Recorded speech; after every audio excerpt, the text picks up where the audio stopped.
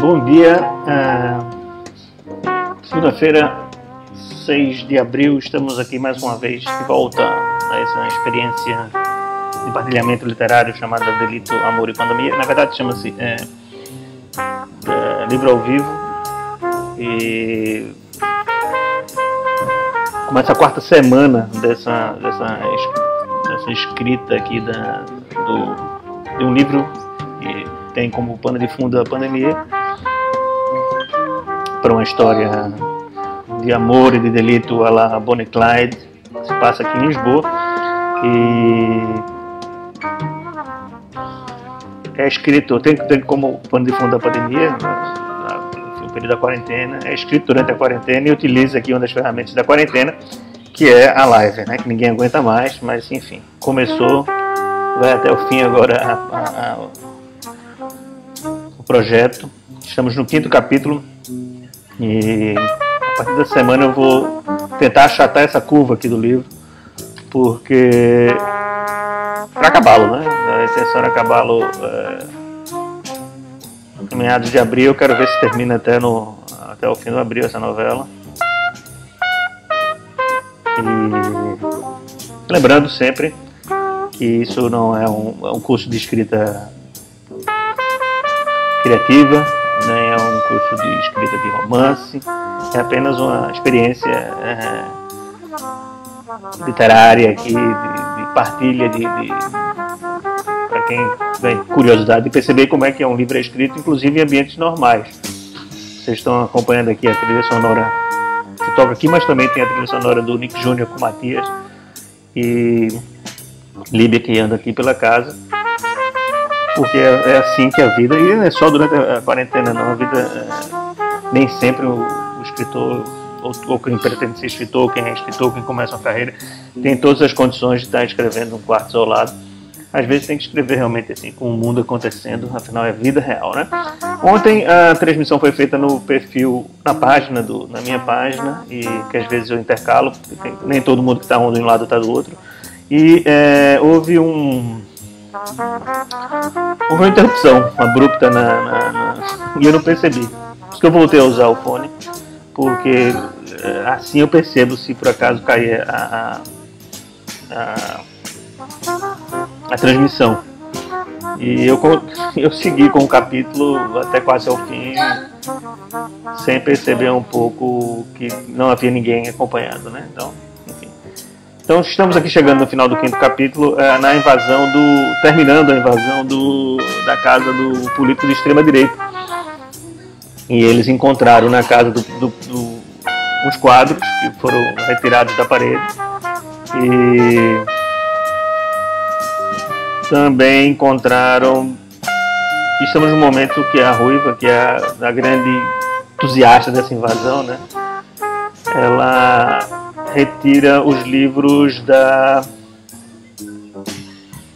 biblioteca do político de extrema direita. É bom lembrar que eu nunca entrei no apartamento de um político de extrema direita, eu não tive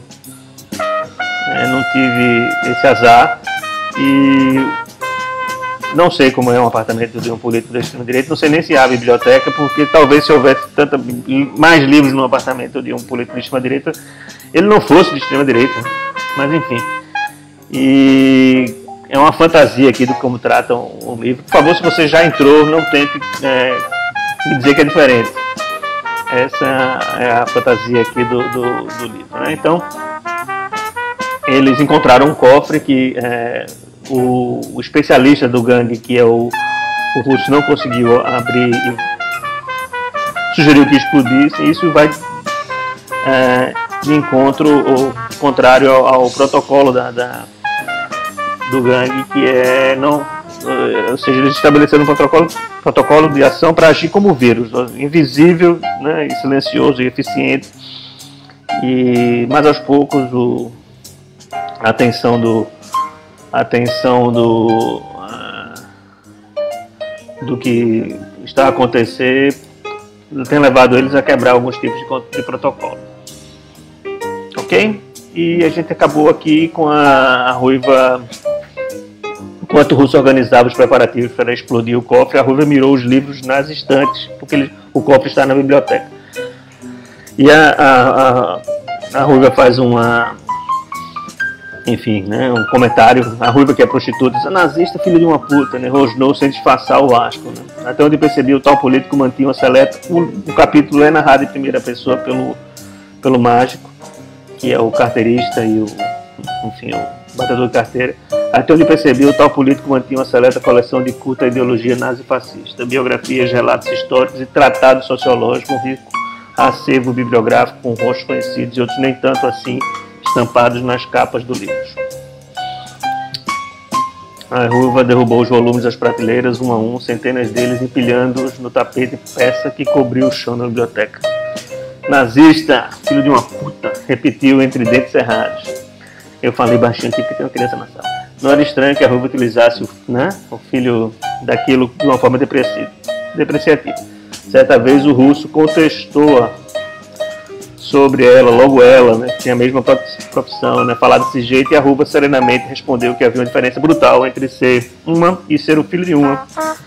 E ele perguntou qual é, e ela, né, qual é a diferença? Ele quis saber, e o Russo ia saber o Russo, e a Ruiva respondeu sem pestanejar: a diferença entre eu e você, né? O que é que ela vai fazer com esses livros no chão? Vamos lá.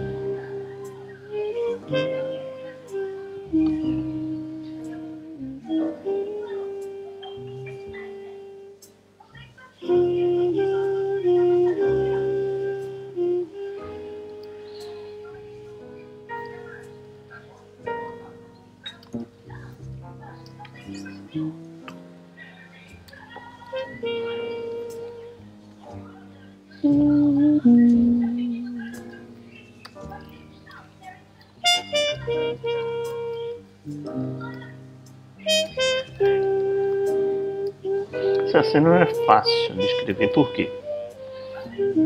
E aí que tá. A Ruiva vai urinar em cima dos livros. E eu tinha pensado se ela faria isso com os livros, assim, ela sobre os livros. Mas há no caráter dela aqui de uma força, uma força aqui. Quero dar essa força, né? Como se ela fosse uma loba. Depois eu vou mostrar por que isso, né? Uma loba. Depois eu vou falar, né? Depois dessa cena vai ter assim como teve a história da contextualização recente, porque ela usa sem qualquer pudor, de uma forma depreciativa, o termo de filho daquilo. Tem também essa contextualização aqui da loba, da força e tal. Vai ter um pouquinho depois aqui.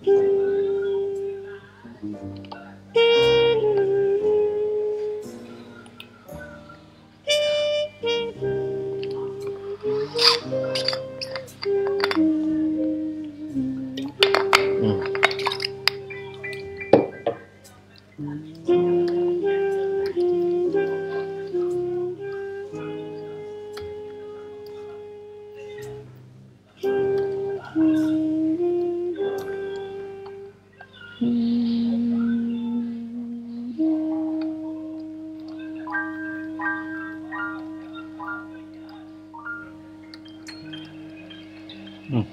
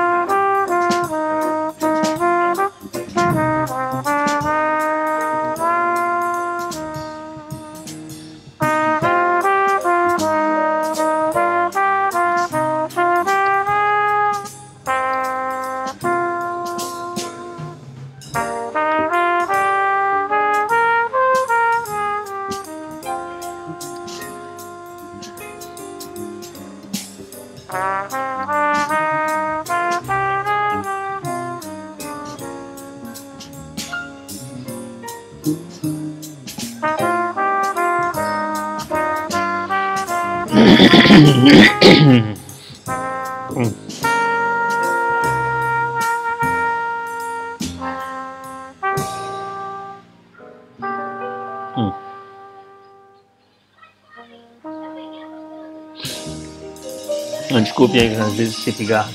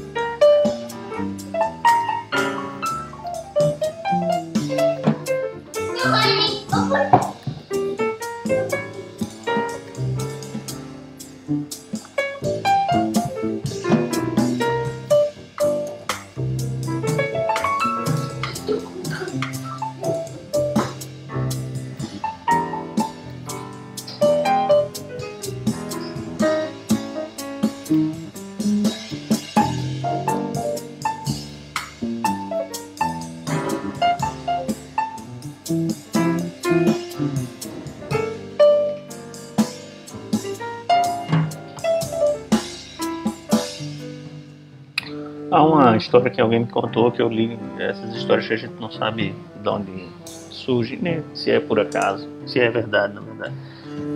E se é uma história verdadeira, de que a loba que amamentou os gêmeos, né, Rômulo e Remo, na verdade tinha sido uma forma da Igreja Católica disfarçar que na verdade tinha sido uma prostituta. A loba na verdade era a figura de uma prostituta, né? E para a Igreja era melhor investir na mitologia de um animal, amamentar os dois gêmeos, né? Um deles é o fundador da cidade de Roma, do que tenha sido uma prostituta, né? Então eu vou remontar essa história aqui. Se não é uma história verdadeira, eu vou contribuir para que ela continue sendo perpetuada de forma equivocada, né? Mas vamos lá.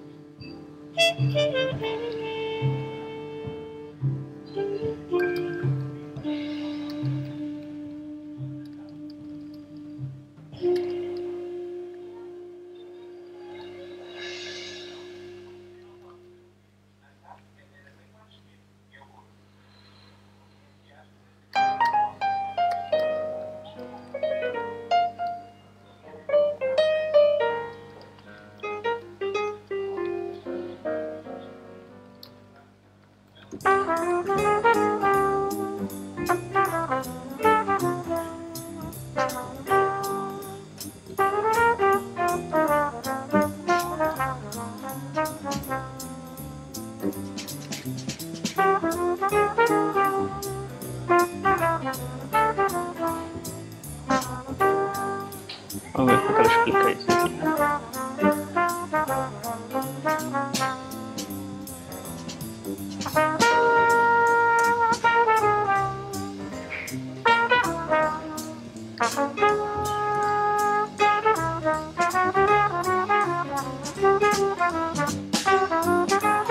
É Rômulo e Remo.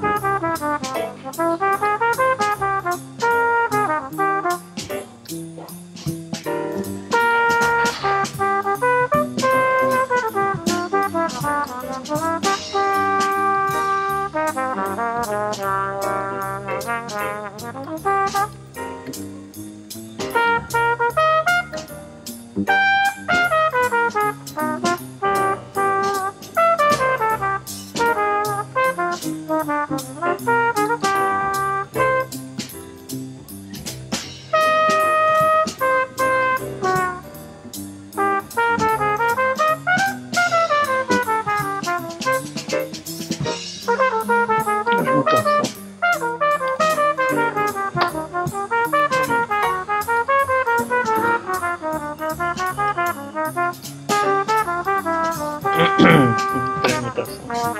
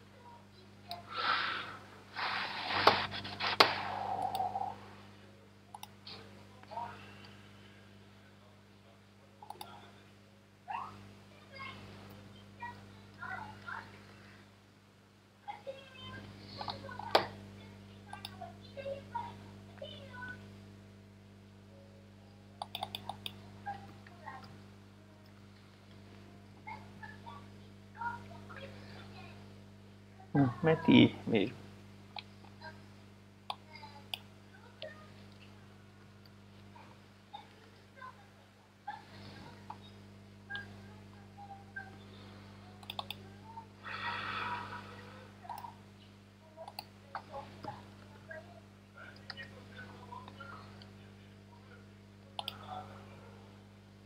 Mete I. Ó, sempre.